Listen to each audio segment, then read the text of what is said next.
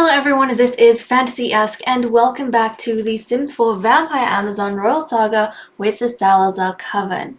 We are picking up with Princess Juno, who has taken her sister's place in the castle so that we can spend a little bit more time with her and figure out what's going on with her personality, what direction she is growing in, especially with the interesting influence she has had in her toddlerhood. Now, before we do that, I want to go over what we saw in the mini-movie. So this time around, we had something special. It was a lesson that the princesses were being given by our scholar, Lady Meredith, who temporarily came into the castle for that purpose. Now, I've gone ahead and actually underground built a separate room for a classroom. So from time to time, we're going to be having the kids here when they're not in academy, and they'll either be doing homework or they'll be reading or learning things from, our various other ladies, although primarily the scholar, because I imagine she's kind of, the teacher at home. She's the mentor, the one who is teaching them skills, training them, telling them about history, explaining a bunch of things about their society. So if you guys have any questions about certain things maybe, then let me know. And depending on how often we do this, it may or may not come up in one of our lessons. And Meredith might be the one to explain something about that. Okay, we in the lesson saw Meredith introducing a topic to the youngsters, which was vampiric succession, in particular the royal process. And she said that we all know that Queen Eden is currently expecting her fourth child. If it is a girl, then we will have a third princess. And then Qaira filled in. Have another princess and another potential for the crown, and she said that Mother had spoken to her of this. But then Juno piped up and said, well, this is new information to me, sister. And then she asked Meredith, so how does this whole thing work? And Meredith said, great question, Princess Juno. And then she went ahead to explain that currently your sister holds the title, but with each princess born, she has to work a lot harder to maintain it, because to keep it, because every princess goes through the exact same training, but only the strongest will be able to challenge the queen for the throne, or defeat the queen when the time comes. So then she let the girls consult their books or any other materials in the classroom on the topic, and then if they had extra questions they could come to her with it. Now Juno picked up a book and she was reading it at her desk, and her mind's kind of working, and so she had a question specifically for Qaira. So she asked this to her sister. She said, if I'm raised as your rival, then how would you be able to trust me? She said, if I was raised as your rival, then wouldn't I be a threat to you under your reign? Like, how would you be able to trust me? And Qaira's response to that was, that's why I have to be the strongest, so I can trust myself, to keep order and maintain respect, or to make sure that the others respect me enough to abide by that order. And Meredith was over there and she said, well said, Princess Qaira. So that was kind of the lesson we had, and I feel like this is an interesting insight into Qaira, but also into Juno, because we're seeing that Qaira is taking her role seriously. I feel like some of the previous princesses were a bit blasé with their role, or they didn't exactly, I wouldn't say want it, but they didn't care much for it. It's like they took the title for granted. I feel like Wisteria did that. Zelda always worked way harder than her, and everyone liked Zelda more, but Wisteria ended up being the strongest and she got the crown. And then during Eden and Guinevere's time, Eden never really took the title seriously. She was always kind of playing. It was Guinevere who took the title seriously. But again, Eden was the strongest, so she ended up winning. This time around, though, I feel like Qaira, she is taking her role seriously. and she is already thinking about the future and considering what it means to be queen or what it means to be in line and how she'll have to command respect in that sort of position. Alongside that, we have Juno, who, using her genius little brain that I feel is, swimming around with things that her father Luciano has obviously said. She's thinking about a situation where Qaira might not end up on the throne, but I feel like right now she's testing the waters a little bit. She's asking these questions like, what if I am a serious contender? What's going to happen in the future? And the only reason why you'd need to know if, your heir sister is going to be able to deal with your presence when she's queen is if you are seriously considering being her rival, right? Because if you're not, then there never was any problem with you to begin with. So these things, I feel like the adults might have swept over, or not everyone's considered, but Juno's thinking, like, this is the way vampires have always done things. But this also means that everyone who goes through the same training, they're not exactly trustworthy. So, yeah, I thought that was very, very interesting. And obviously Meredith, she'll be teaching them things, but it's also understood that Qaira is the heiress, so the answers I feel like are going to be more skewed towards Qaira and more in Qaira's favor, but we'll have to see how Juno approaches a whole bunch of these topics. But okay, we're going to dive right in with these guys. So Juno was just over here reading, and this is our classroom that we have. So it is in the basement, as you can see. There is now a door over here next to the staircase, and it comes into this classroom with some desks, so the kids in batches of 3 or less, depending on how many are at the castle, they'll be over here undergoing some studies with Meredith from time to time. So I just thought that was a really cool idea for us to have in here. So okay, Juno, she's doing a reading. Let's take a look at her relationships, because that's something we weren't able to do last time. Now, Juno, if we go into... Well, if you look at all her relationships, the ones I think we wanted to keep in mind was Myron, Lagatha, and Luciano. She doesn't even know who Elaine is, so obviously Elaine hasn't revealed herself to Juno. But she is closer to Luciano than Lagatha and Myron. So obviously that means she has an attachment to Luciano, and a lot of the values that she's growing up with, it is going to be more in line to Luciano, or at least she's going to have his words in mind when she's approaching certain ideas or thinking about certain topics.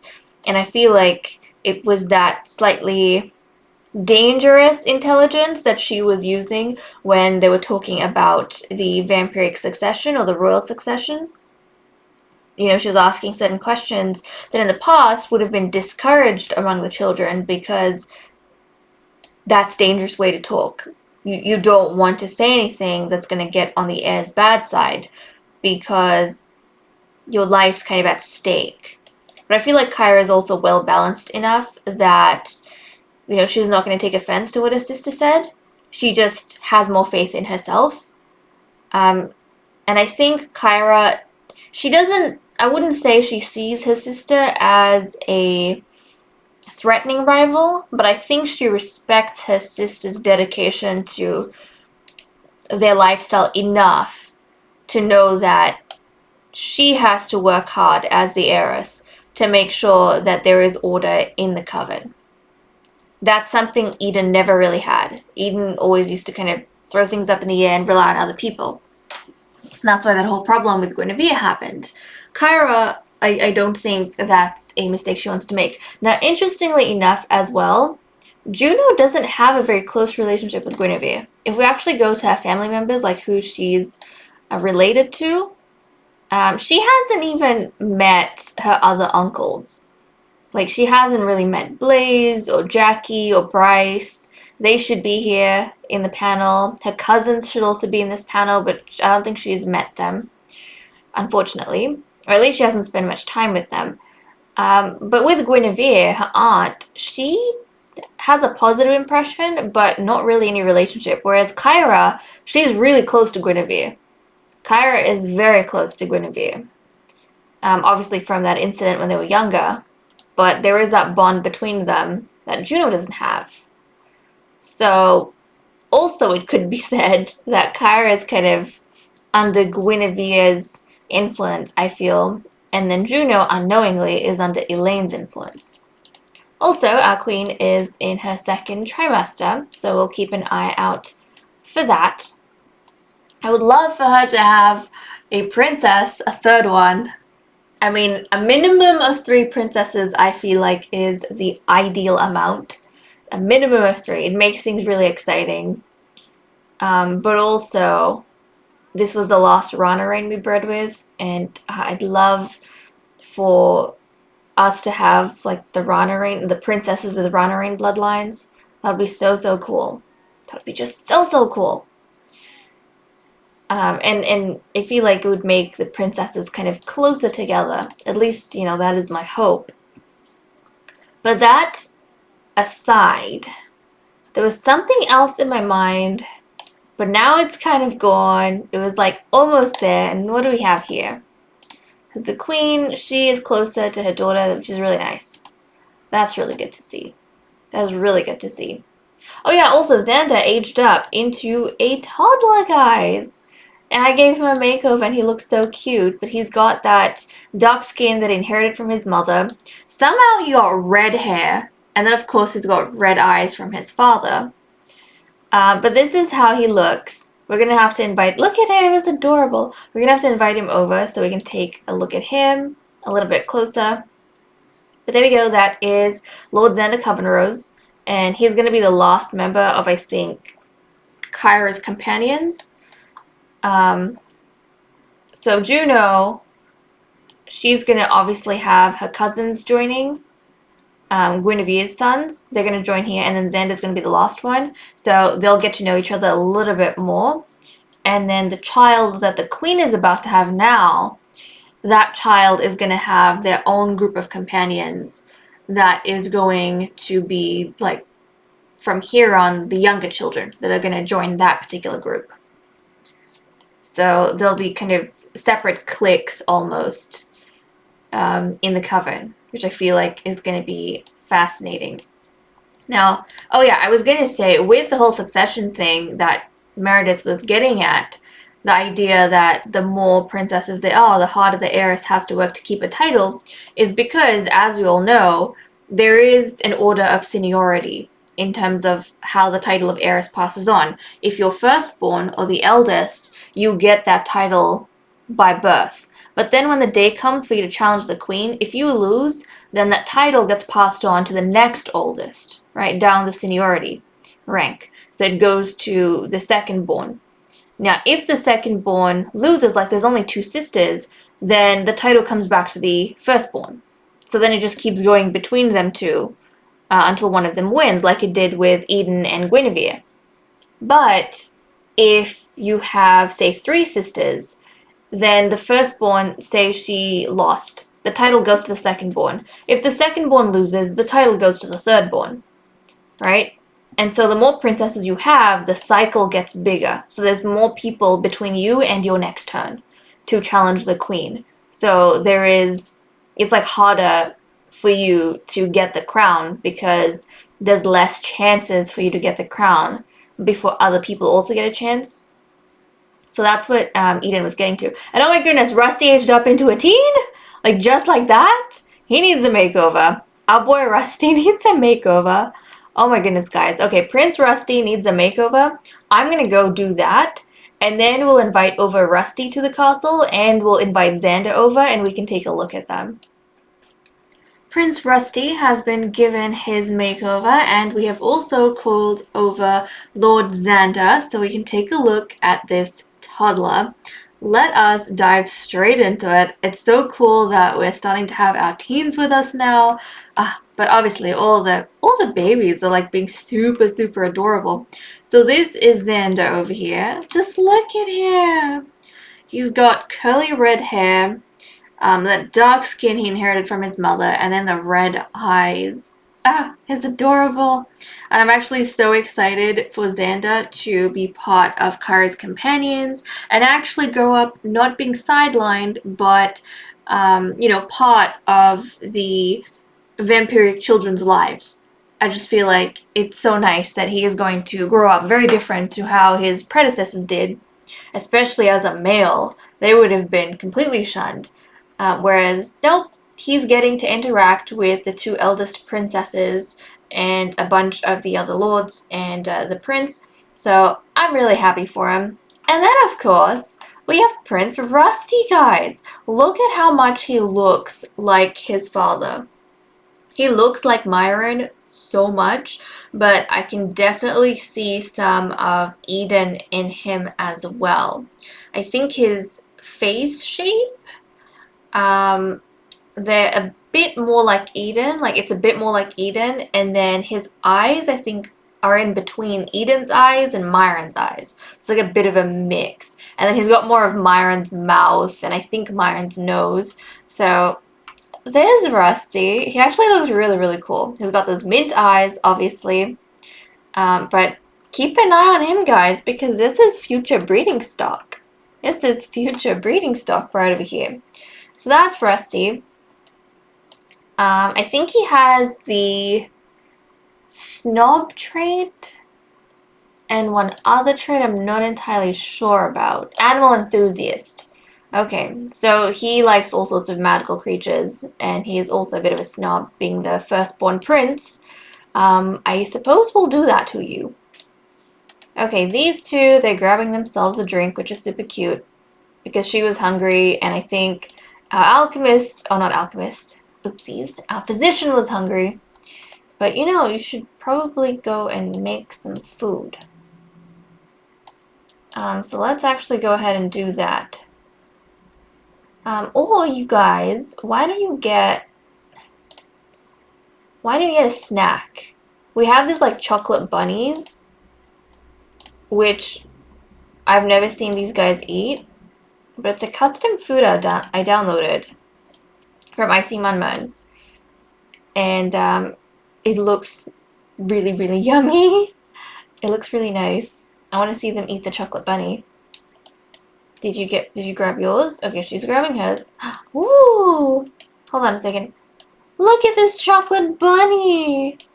Oh, that looks delicious. Look at that. That looks so good. Okay, you eat your chocolate bunny. We'll get the princess to hopefully grab one as well. Let's grab a snack, grab your chocolate bunny, and then you can go to the restroom afterwards. Let's do it that way around. And then we'll get Serana to go use the toilet afterwards as well. And then let's see the whims they have. Okay, we have these two that we've already got done. They need to be worked on. Okay, Serana wants to chat with Eden. Probably wants to check up on Eden, because, physician and pregnant sim. And Qaira is not exactly here, and that stargazing is only going to be effective at night. So let's start doing some of the things we want to.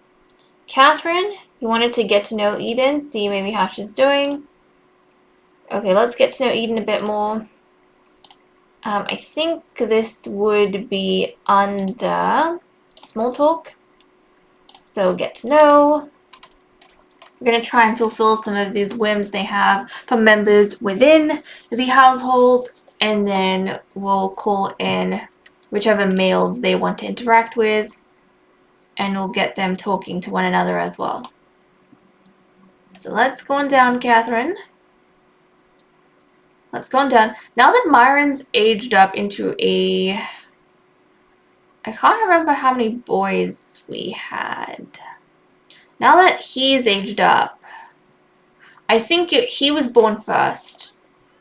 That means, I think Ari was born next. That means Ari is going to be aging up not too long after. And then it'll be Qaira, if I'm not mistaken. I'm pretty sure Qaira was third born. So I'll have to keep an eye on that. She's going to be aging up sometime after Ari does. Okay, that's done. And then you wanted to chat with Eden. I think she wants to check up on the baby bump, so we'll go do that. Come on, let's go down. Let's go down. Check up on the queen. Make sure she's in good health for our potential princess. Like our potentially third princess. Or a prince. Who knows? Who knows? But we only have one prince right now. Holy cow, we only have one prince. Whoa. I keep thinking we have multiple because of all the boys that have been born, but actually all those boys are lords. We only actually have one prince. Well, there we go. Princes are hot commodities too, I suppose.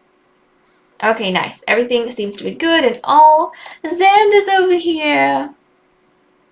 Why don't you check up on Xander, see if he's okay? Oh, that's so cute. Xander's walking around. Oh, also, one of you lovelies let me know in a previous episode that there was an update for the babies. So now when the babies are born, they should actually have the skin color they'll have for the rest of their life. So they've extended the skin colors for the babies. And apparently they fixed the portraits as well so that the color the children have in game will be the same color that the babies have in their portrait panel.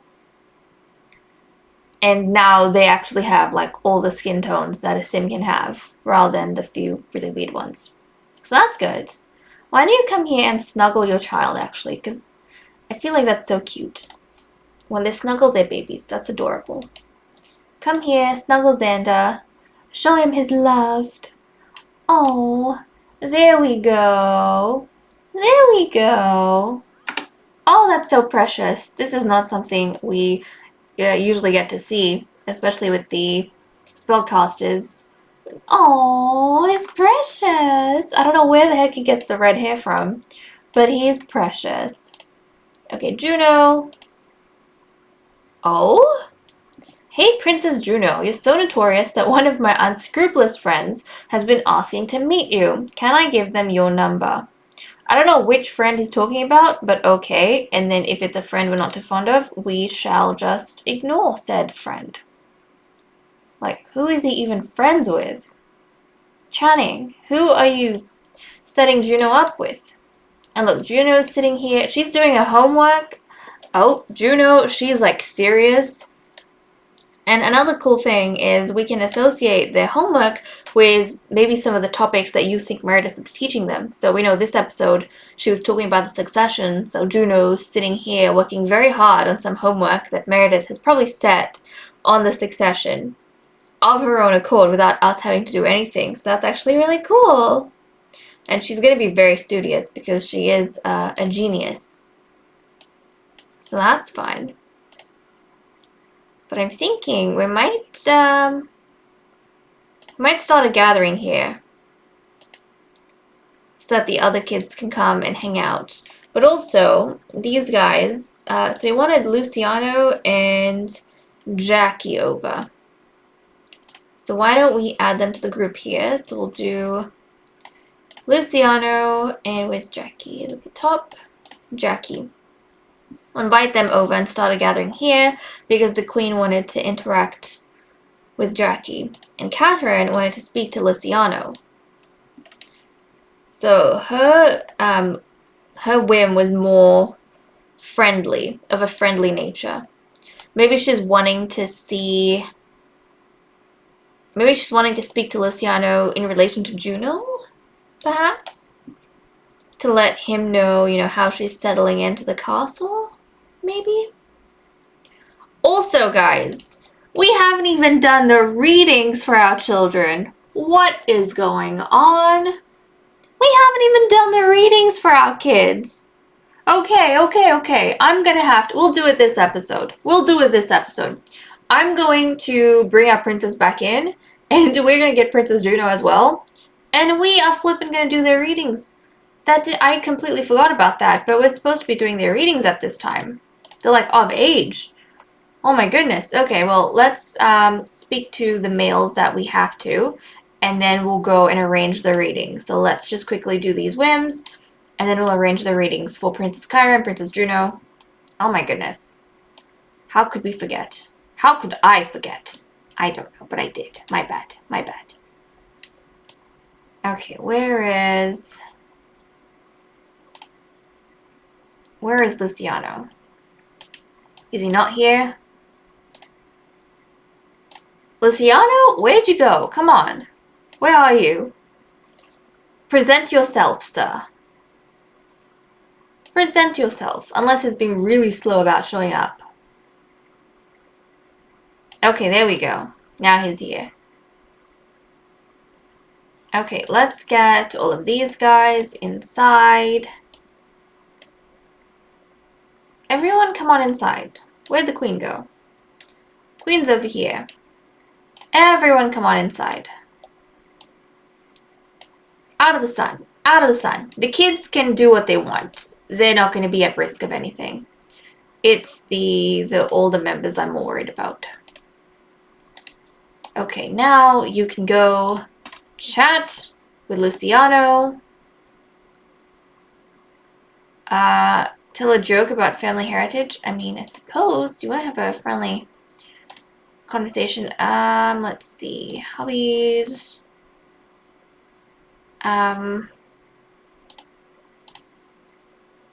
Gossip about family drama. Why not? Probably be gossiping just about the family. Or updating him on Juno in the castle. What's going on here? And probably also asking about her twin sister Elaine. Like, how is Elaine doing in Castle Sheba? Is everything okay with her ever since she's taken the cure? So, you know, it's just an exchange of information here. So she'll go speak to him. Okay, here we go, Luciano. And this guy, he seems to know how to balance what he says and what he does, so that nobody gets too suspicious of anything. Okay, now Eden wants to flirt with Jackie, which is kind of unprecedented. She doesn't think about the males that she breeds with after she breeds with them. But this time around, she wants to flirt with him. Some of the feelings are lingering. Oh, what's this? Oh, brag about baby. That's pretty. That's cool. That is cool. But let's go and flirt, because that's what she wants to do. Come on, Eden. Back this way. So I suppose she's not too serious about Myron, because she hasn't really paid Myron much attention ever since Myron's confessed to her. But now, Jackie's kind of her latest heartthrob. So that's who her attention is on. She's not really worried about Prince Rusty's father right now. Okay, what are these two gonna do? Where are you two going? Where are you going? They're just confused. They're trying to get some privacy, but then, like, none of the spots are the right spots. Come on. Are we gonna start on a flirt? There we go. There we go. Okay, the queen feels much happier. I think we can let the others clear off now. Oh, Meredith! Look at how beautiful Meredith. Okay, I am going to bring our flippin' Princess Qaira back, because we have to arrange a reading for the princesses at the temple and get that done. And oh my goodness, what is happening here? Is this a... Meredith? What is happening here? Because the queen just kissed Jackie on the cheek, and so did Meredith. Like, what is going on here? I am so confused. Okay, well, let me go deal with that, and I'll be right back, guys. Our princesses are walking into the temple, ready to have their readings performed by the priestess. So Qaira is going to be up first as the eldest child. I suppose we had so many other things going on, it just didn't cross my mind. We have our museberries prepared. So the priestess is going to take a museberry. And let me quickly go through how this process is going to work. Basically, the priestess is going to have a museberry, and then she's going to talk about dreams to Qaira. And then we're going to be looking at the first three signs, or the bubbles, thought bubbles, that pop up over our priestess's head. And those three signs will be the signs, the reading of Princess Qaira. So I'll note those 3 things down, and then you guys can jump into the comments down below and let me know what you think those signs mean for Qaira's future in the next generation. And, you know, all of those suggestions will be drawn from when I'm trying to create stories in the next season for those characters. So let's go ahead, get our priestess to eat the museberry. And we haven't done this in so long, my goodness. This is usually one of the most exciting parts of having our kids age up, apart from giving them a makeover and moving them into the castle. And I completely forgot about Qaira having her reading done because we were so busy worrying about everything else and everyone else. Okay. Now that our priestess has eaten the museberry, she's inspired. She's going to talk about dreams. Oh geez, now it's like finding where these dreams are. Yeah, talk about dreams, so deep thoughts. And then we'll need to look at her thought bubble to see the first 3 signs that she's going to get. And I'm going to note this down as we go. So let's take a look at our priestess. Llama. Okay, so the first sign is llama. And typically I associate that with tradition. But llama is the first sign. Okay, now I need to look out for sign number 2. What is sign number 2? Come on, priestess. What do we have? We need to keep our eyes peeled to make sure nothing slips through the cracks. Oh, okay, music? Okay, we've got music. So llama, music. And what is our third and final sign for the princess? For the heiress. Oh, what's that? I'm going to associate that with record. Yeah, I'm going to associate that sign with a record. So that's how I'll interpret it. Okay, so the 3 signs, that was pretty quick, but the 3 signs for our heiress, Princess Qaira, is llama, music, and record. So why don't you jump down into the comments, guys, and for each of those signs, let me know what your prediction for Qaira's future is in the next season. So this is like when we have the readings done, or the priestess does the readings, and then you guys come up with predictions for the future. And then I'll basically put that down in a Google document, and then when we get to next season, I'll use those suggestions when I'm creating stories for these guys. Okay, so Qaira's reading is complete. She can excuse herself. She's going to back up here and dive into meditation. Thank the goddess. Okay, while she's doing that, Juno is gonna... What is this? Juno's gonna step up to the plate. So she's gonna come sit down over here, and now it is time to do her reading. So let's go ahead and see what Juno's reading is going to be. And who knows, it might be telling, especially in regards to her personality or what direction her future is headed in. So essentially the priestess is like reading their future. And if I haven't explained anything properly, let me know. I'll dive into the comments and try and be more coherent. Okay, can you talk about dreams with her, or do we have to wait a little bit more? Okay, we're going to have to wait just a tad bit more before the priestess can gather herself and really dive into Juno's readings. But that's kind of interesting. That's interesting. Sometimes their signs will have to do with another person. Sometimes it'll have to do with like a particular symbol.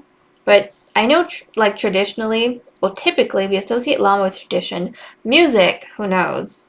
And record, who knows? I'll be super curious to see what you guys come up with. Okay, are we able to talk about deep thoughts? Maybe we need to wait a little bit more. That's fine. You do that. How's everyone else going? Autonomy is off right now, so I don't imagine they're doing a whole lot, which is fine. Okay, let's rush things on just a little bit. Just a little bit. Can we... Okay. Now it's time for us to get ready and see what Juno's readings are going to be. So the priestess is going to talk about dreams, and we'll see what the goddess reveals to her about Juno. Okay, oh, what's that? What is going on? Okay, so monster? I'm just gonna associate that with monster. Okay, things are not looking good. Well, so monster is gonna be the first sign for Juno. Not good at all. And darn it, there was a call that we just missed from someone, but we're going through an important thing. I'm sorry, whoever it was. Oh my goodness. Okay, that's a bit concerning. Okay, monster's the first one. We're gonna ignore Juno's bubble. We need to look at the bubble on Catherine's head, because that's what's gonna tell us. Go. Okay, I'm gonna associate that with travel. So we've got monster, travel, and what is going to be the final sign for Juno? What is Juno's? Oh, geez, what's happening? Oh my goodness, no. Jackie is dying?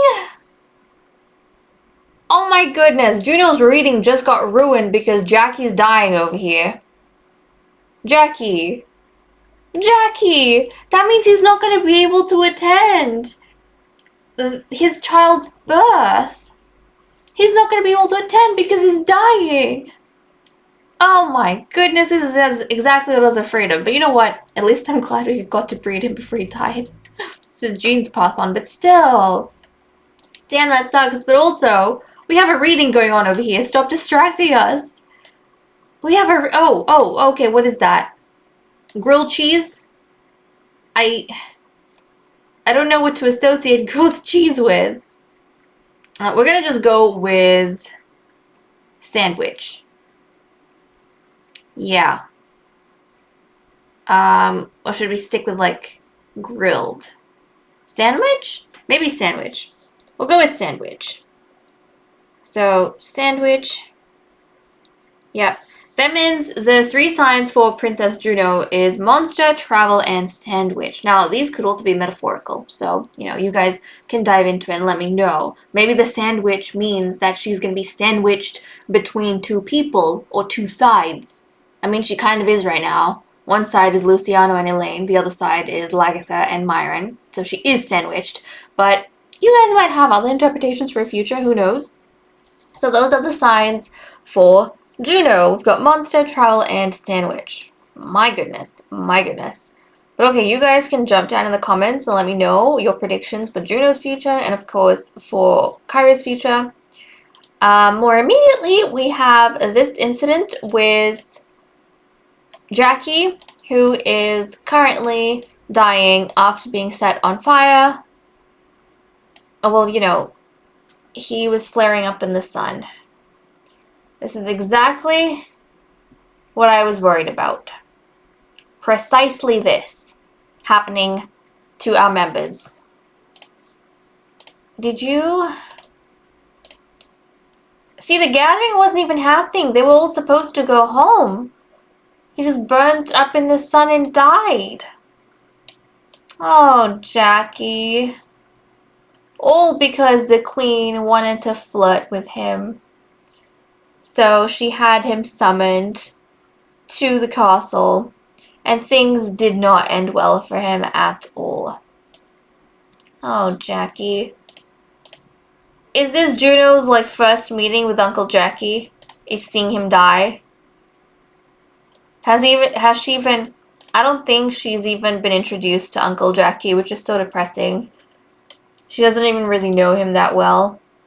All she knows is he's Ranarain, who just died. Ay, ay, ay. And the priestess is very sad. She's over there. You know what? Stay right over there. Okay, Juno. Juno, come back in and meditate. Oh, great. Yep. All these people are now reaching out to us because of Jackie Ranarain having passed away. Yes, we are aware of this. We are aware of this, darn it. Oh my goodness. That's just rotten luck. That is just rotten luck. We're gonna have to take his urn back to, I think we're gonna have to take his urn back to the Shadow Lair, because that's where all the soldiers go. Okay, these guys, they're giving thanks to the goddess and meditating after having their readings done. This urn, who's it gonna go to? I suppose the priestess is gonna have to take this urn back to the Shadow Lair, so she's gonna get that going behind the scenes. But okay guys, with that said and done, I'm gonna leave off. Thank you so much for watching. I hope you all enjoyed, and I'll see you all next time. Bye bye.